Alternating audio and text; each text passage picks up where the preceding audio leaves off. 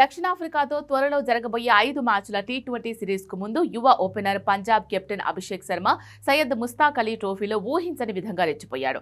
బెంగాల్తో జరిగిన మ్యాచ్లో అభిషేక్ శర్మ కేవలం 32 బంతుల్లో తన సెంచరీని పూర్తి చేసి ప్రత్యర్థి బౌలర్లను ముప్పు తిప్పలు పెట్టాడు. బెంగాల్తో జరిగిన ఈ మ్యాచ్లో తనని తాను ప్రపంచ నంబర్ 1 టీ20 బ్యాటర్ అని నిరూపించుకునే ప్రదర్శన చేశాడు.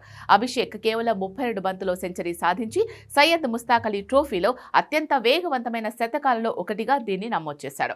ఈ విధ్వంసకర ఇన్నింగ్స్ లో అభిషేక్ మొత్తం 11 భారీ సిక్సర్లు, 7 కళ్లు చెదిరే 4లు కొట్టాడు.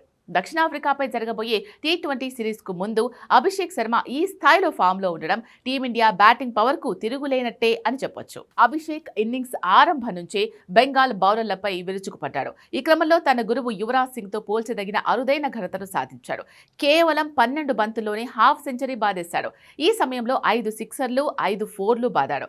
భారత దిగ్గజం యువరాజ్ సింగ్ కూడా ఒక అంతర్జాతీయ టీ20 మ్యాచ్ లో ఇంతే వేగంగా హాఫ్ సెంచరీ సాధించడం విశేషం.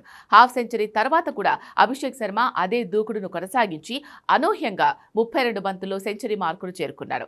భారత్ దక్షిణాఫ్రికా జట్ల మధ్య 5 మ్యాచ్ల టీ20 సిరీస్ డిసెంబర్ 9, 2025 నుంచి ప్రారంభం కానుంది.